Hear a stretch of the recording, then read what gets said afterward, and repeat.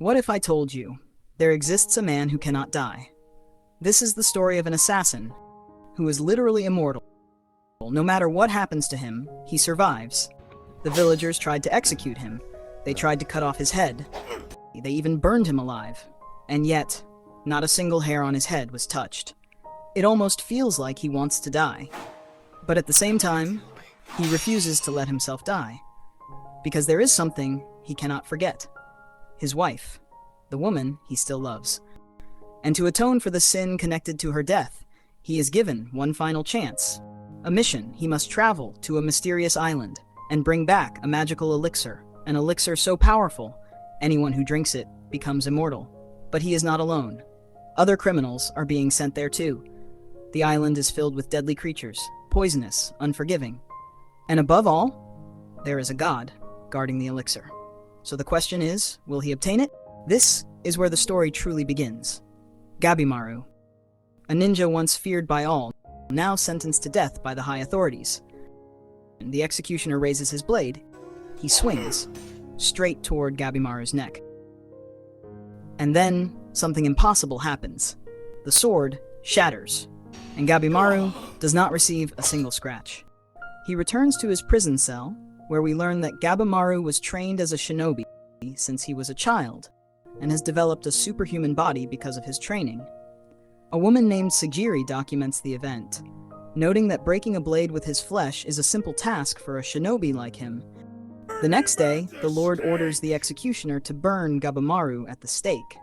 They set him on fire, covering his body in flames, but after a moment, they see his eyes staring at them through the fire, and the Lord becomes frustrated.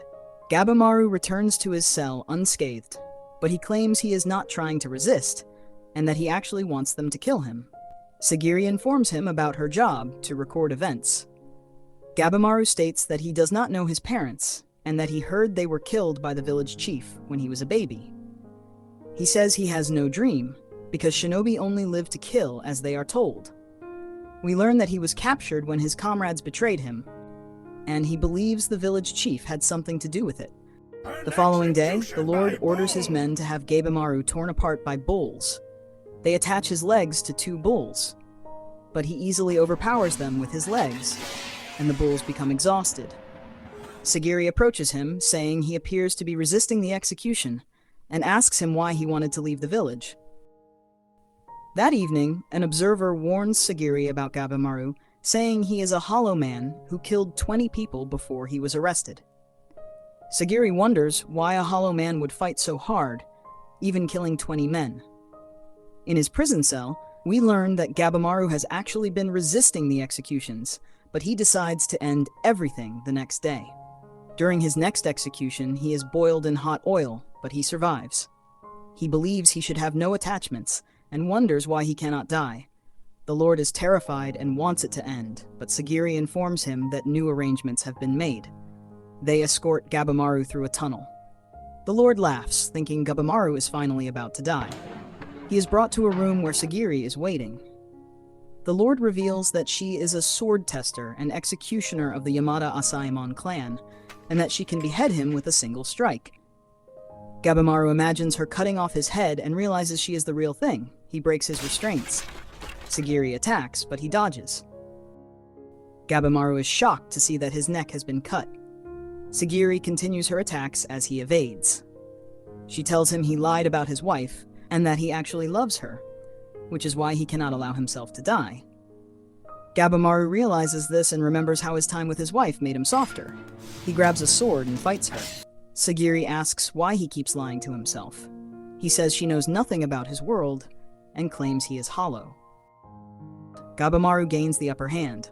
Sagiri shows him a pardon that will clear his crimes and grant the shogun's protection. The condition is that he must travel to a mysterious land and retrieve the elixir of life. The land is called Shinsenkyo. A previous expedition returned with a boat full of flowers and a body transformed by strange growths. The shogun decides to send death row criminals to the island. If they succeed, they will be pardoned. Sagiri believes Gabimaru is the best candidate. She tells him his wife is waiting, and this is his only chance to return to her.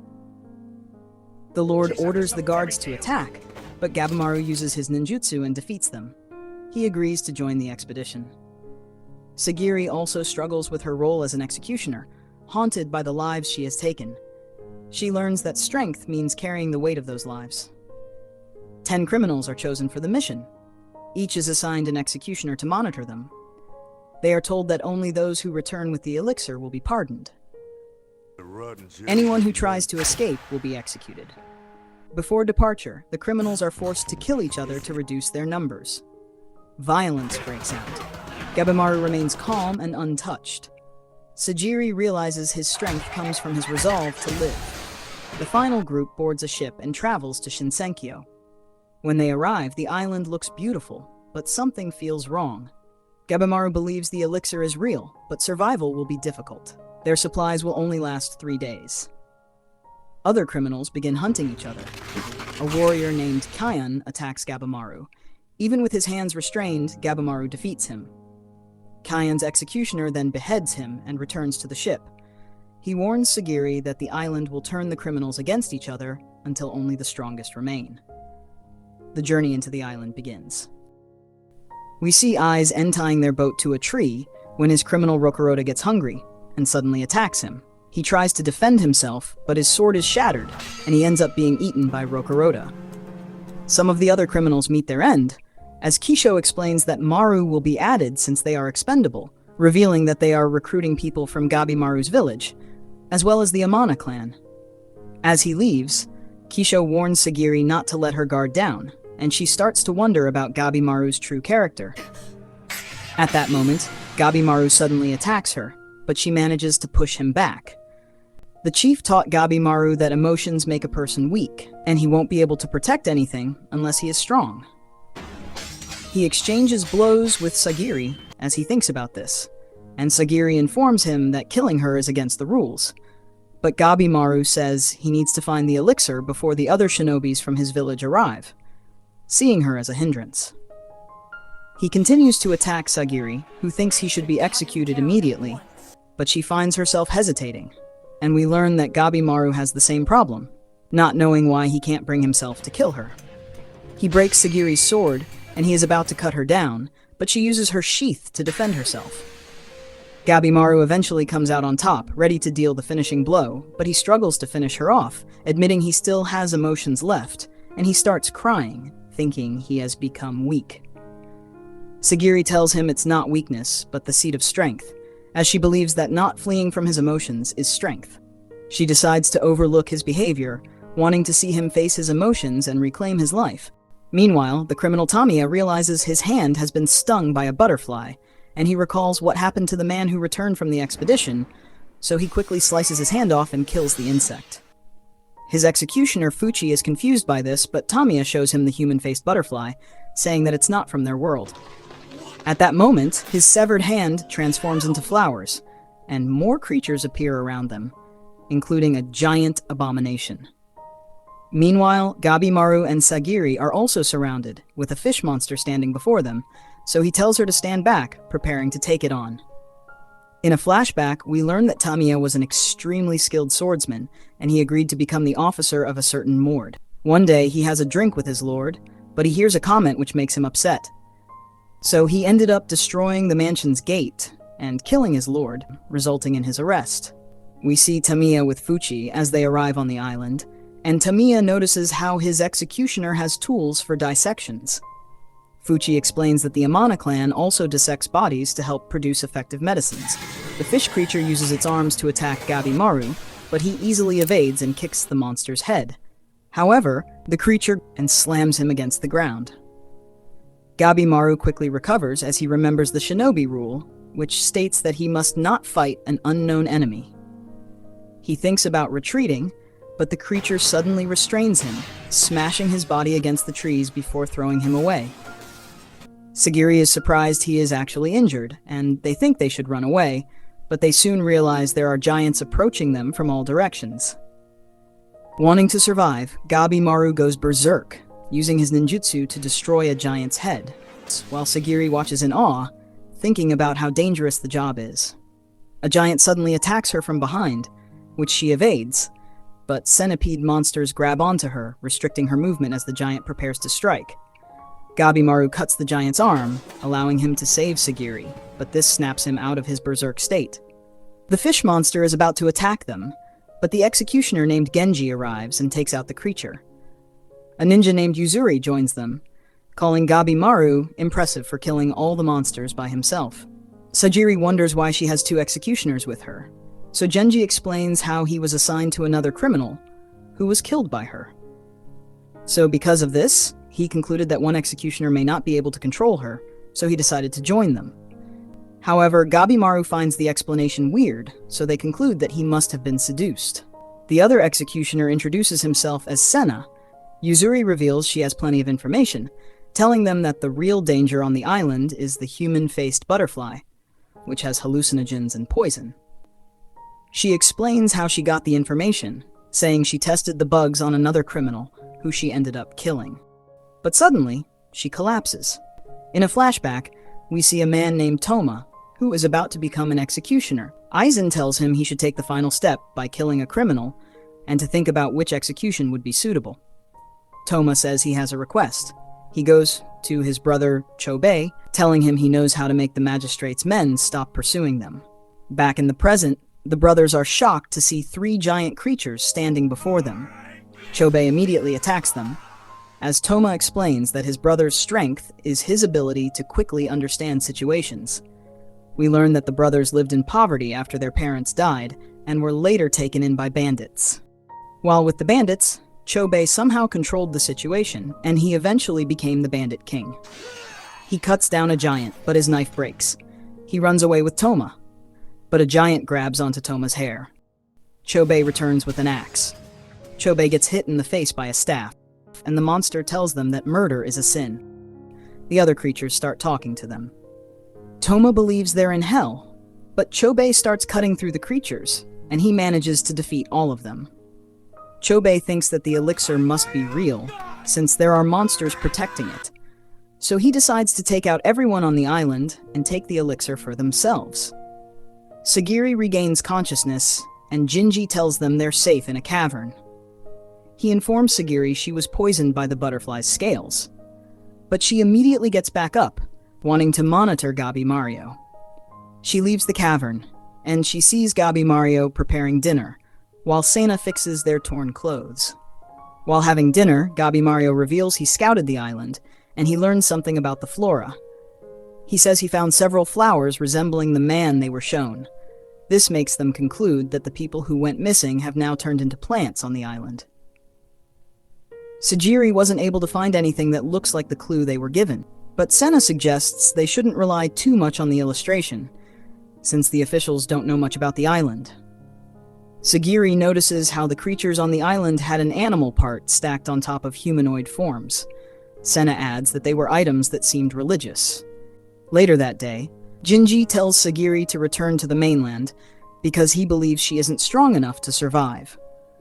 However, Sena thinks the return trip wouldn't be so easy, since most people don't return from the island. We meet the executioner Tenza as he tries to escape the island with Narugi. They eventually stumble upon a ship, but as they get closer, they realize that the ship has been destroyed.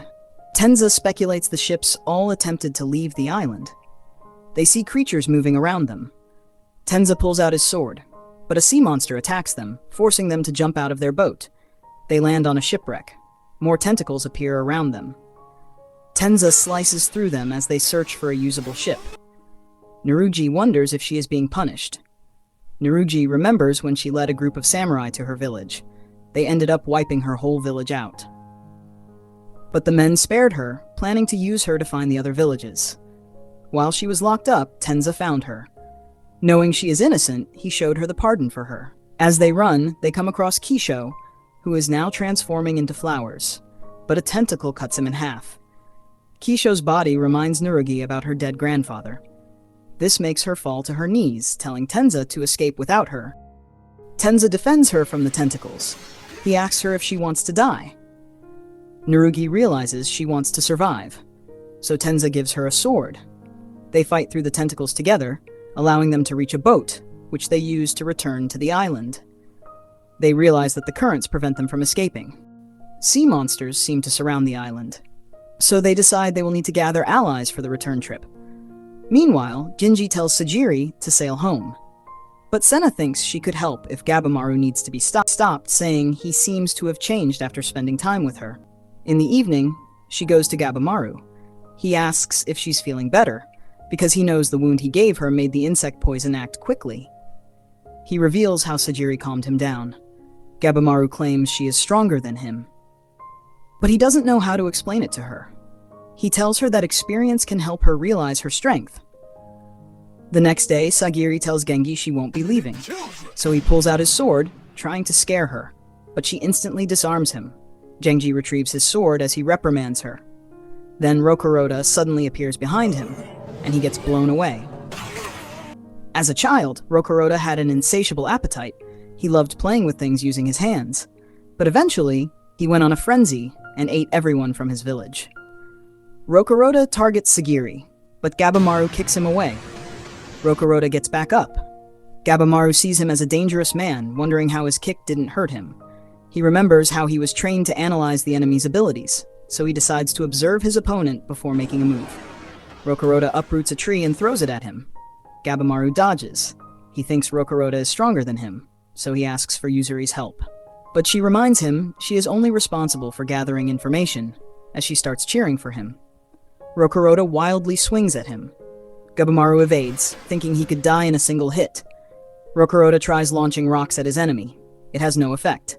Seeing this, Gabimaru takes out his sash, using ninjutsu to make it as hard as steel. Even this is ineffective. He uses his other techniques. Nothing works. Sagiri tries to treat Genji's wounds, but he tells her to stop, knowing he can't be saved. He tells her to run. She refuses to leave him. She tells him not to give up. Genji realizes she has chosen her way of life, so he gives her his sword, explaining how a warrior's sword is his soul. He wants her to kill Rokuroda. He now sees her as one of them. Gabimaru is running out of options. Suddenly, Rokuroda's finger is cut off. Sagiri joins the fight. Gabimaru sees her timing is perfect. They need to decapitate him, but he's too tall, so he tells Sagiri to go for the leg. As Gabimaru deflects Rokuroda's attack, Sagiri strikes his leg. It does nothing. She falls back as he swings at her. Sagiri realizes her mistake. She was too aggressive. She releases her emotions. Rokuroda strikes again. Gabimaru evades, but his leg is sprained. Sagiri strikes Rokuroda's arm. Still nothing. She realizes she must strike the gaps between his bonds to land a decisive blow. She needs him hunched over. Suddenly, Rokuroda cries out. A powerful scream overwhelms their senses. He strikes Gabimaru before he can react, slamming him into the ground. Gabimaru survives, but he drops to his knees, coughing blood. Rokuroda moves in for the finishing blow. Sagiri steps in front of him. She deflects the attack with ease. Everyone is shocked. As she fights, Sena reveals the truth. Sagiri is the lowest-ranked executioner, because as a woman she was not considered suitable to lead their clan. But in pure skill, she is better than most of them. Rokuroda loses his footing. Sagiri moves to finish him, but he jumps away. Gabimaru comes up with a plan. He uses fire ninjutsu, throwing flaming projectiles. Everything around them begins to burn. Yuzuri runs, realizing the plan. Gabimaru is going to suffocate Rokuroda with smoke. It works. Rokuroda drops to his knees, gasping. Sagiri prepares the final strike. He tries to attack, but Gabimaru forces his arm down. Sagiri executes him, but the look in his eyes changes everything. Sagiri realizes he lived a misunderstood life. He never knew his own strength. He killed people by accident. He only wanted to play. Gabimaru worries the fire will attract monsters. They leave the area, leaving Genji behind. They hide as giants approach. Gabimaru suggests moving toward the direction the monsters came from. It might lead them to the elixir. They reunite with Yuzuri and Senta. All of them are shocked. There is a village on the island. Meanwhile, the brothers move deeper into the forest. They see two beings together. Chobei wonders if they are monsters. The yellow one, Jufa, becomes angry at them for interrupting. Gabimaru questions whether the island's residents are allies or enemies. Then he sees a girl watching them. He runs after her. He catches her and removes her hood. She is a child. Suddenly, a tree monster attacks. The girl runs. Gabimaru chases her. She may know something about the island. He dodges the attack and kicks the creature away. Sagiri follows him. The others stay back to fight. Yuzuri removes Senta's glasses. She tells him she doesn't want him to see her techniques. Then she drinks from a cup. A strange liquid begins to flow from her body. Gabimaru catches up to the girl, grabbing onto her hand. But the girl throws him to the ground. He is shocked. A child should not be able to do that to him. Sagiri runs after the girl, telling her they just want to talk. This makes her stop. Sagiri catches up to her. The girl suddenly tries to punch her. Gabimaru blocks the attack. He realizes the girl's strength is on another level. The impact forces him to step back. He grabs nearby vines, wrapping them around the girl and lifting her into the air. The girl starts crying. They release her. Sagiri gently calms her down. Yuzuri joins them, saying she worked hard to defeat the creature. They gather to decide their next move. Then the tree creature speaks. It tells them to return the girl. It offers to take them to the village and tell them about the elixir. Yuzuri doesn't trust it, but the creature mentions there is a bath in the village. That instantly changes her mind. The creature leads them to the village. It looks abandoned, like a ghost town. The creature says it wasn't like this 1,000 years ago. It brings them to its home. Yuzuri and Sagiri take a bath. The creature gives food to the men. Gabimaru stays alert. He questions the creature about the island and the elixir. As they eat, the creature explains the truth. The island is called Kotaku. It is an island where gods reside. The elixir is real. It is known as Tan. Gabimaru asks where it is. The creature draws 3 circles on the floor. They are in the second circle. The elixir lies at the center of the island. That place is called Horai. Gabimaru asks for proof. The creature tells him. They will believe once they meet the Tenzin. Beautiful beings. Immortal. Elsewhere, Chobei has already cut Jufa in half, but the body regenerates, as if nothing happened. The tree creature explains. The Tenzin are far beyond anything they have faced. It has no reason to lie, because all of them will eventually be killed by the Tenzin. The brothers are defeated. Jufa throws them into a pit. Inside are humans, all transformed into flowers. Toma helps Chobei regain consciousness. The tree explains the truth. The lives of those who become flowers turn into Tan, and those people feel eternal bliss. The creature introduces itself. Its name is Hako. The girl is Mei. They have lived on the island for centuries. Later, Gabimaru and Sagiri enter the bath area. They run into Mei. She panics at first, but Gabimaru calmly says that in his village, everyone shares the bath. Sagiri notices a large scar on Mei's body. Gabimaru remembers his wife. She once told him the importance of proper rest. She helped him bathe. As they leave, Gabimaru refocuses. He cannot afford to relax. In the past, Tenzin grew up in the slums. His parents barely fed him. He survived by stealing. One day, he runs into a group of swordsmen. They mock him. He fights back and defeats them. An executioner named Shion steps in and stops the fight. Back in the present, Tenzin walks along the shore with Narugi. Suddenly, a Tenzin named Zujin appears. It transforms into a man. It asks about the dead monsters. It wants to know if they are responsible. They try to escape. Zujin instantly catches them. A burst of energy sends Tenzin flying. Narugi rushes to him. Zujin approaches. Tenzin suddenly slashes its eyes. They regenerate immediately. Tenzin tells Narugi to run. He launches a rapid combination of attacks. Zujin is sliced apart. He signals her to run, but Zujin regenerates and blocks their path. Suddenly, a sword flies through the air. Shion has arrived. The opening lets them escape. Shion may be blind, but his other senses guide him. They manage to get away. Shion is Tenzin's master. He explains the situation. He tried to leave the island, but he couldn't find a current that leads out.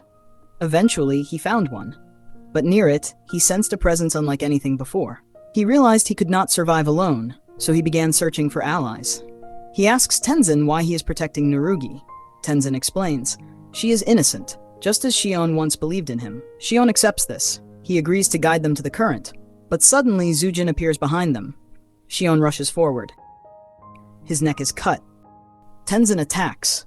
A storm of slashes. Zujin avoids everything. With a single flick of his finger, he creates 4 holes in Tenzin's body. In the past, Shion trained Tenzin. Shion often helped people in need. He saw potential in the boy. He taught him the sword. He told him one day his skill would protect someone important. Tenzin knows he is about to die, but he has finally found something he wants to protect, so he gets back up and starts pounding Zujin with his fists. He tries to do everything he can to help his companions escape, but Zujin unleashes another energy blast, blowing a hole in his stomach.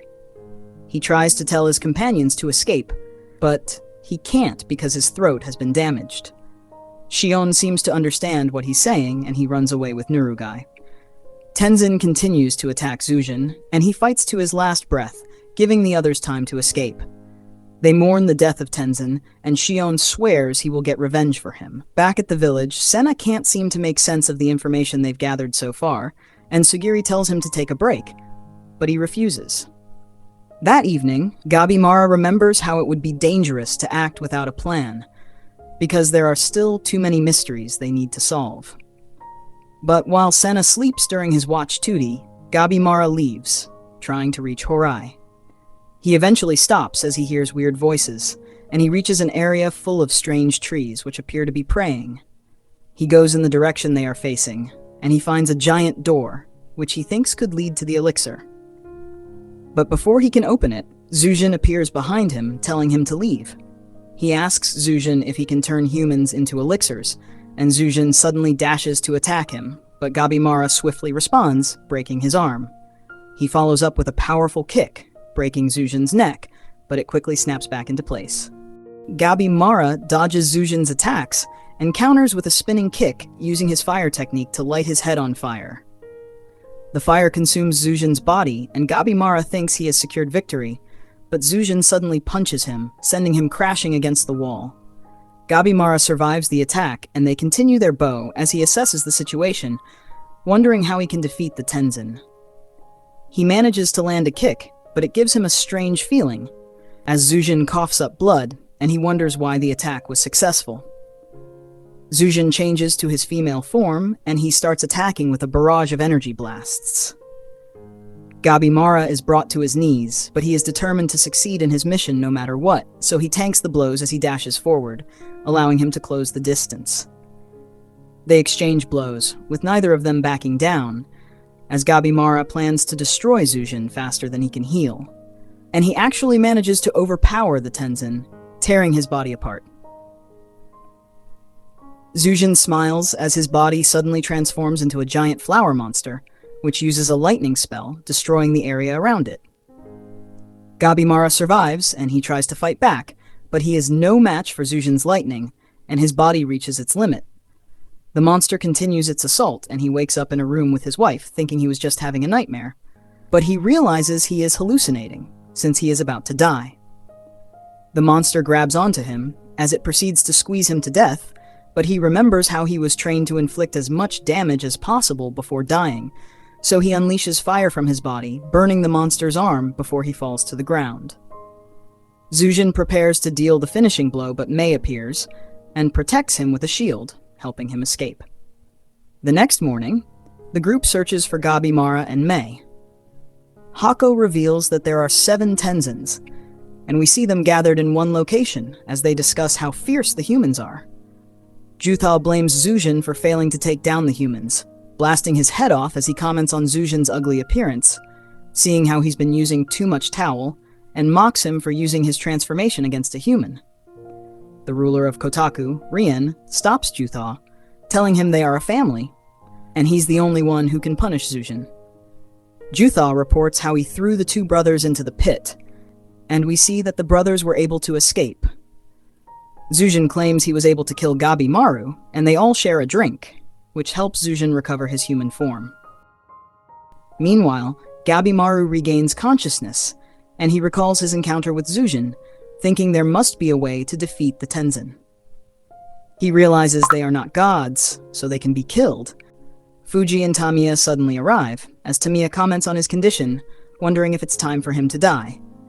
They size each other up, thinking about fighting, but Fuji tells Tamiya they should focus on gathering information, as he pulls out his sword, wanting to get some answers from Gabimaru without killing him. But Gabimaru bows before them, as he proposes working together, and Tamiya tests him by threatening to strike him down. But Gabimaru doesn't move, so they know he's not trying to fool them. Fuji asks him why he wants to do this, so Gabimaru tells them about the Tenzins, and they are surprised to learn that such powerful creatures exist. Fuji doesn't trust him, but Tamiya joins him, wanting to fight the Tenzins, as he reveals how he isn't even interested in the pardon. He learned that Tamiya wants his name to go down in history by defeating the Tenzins, while Fuji wants to dissect their remains. They decide to work together, and Gabimaru is about to give them more information when Mei wakes up. Gabimaru is surprised to see that Mei has grown up in such a short period. She calls out Gabimaru's name, and he realizes she can now talk. He thanks her for saving his life, asking her if she's like the Tenzin. Senna concludes that the religious system on the island is man-made. He thinks the creator of the island just wanted humans who transformed into flowers to return, and he sees it as a clue that could help them find the elixir and escape. Mei tells them about the Tal, which is the power that the Tenzin use.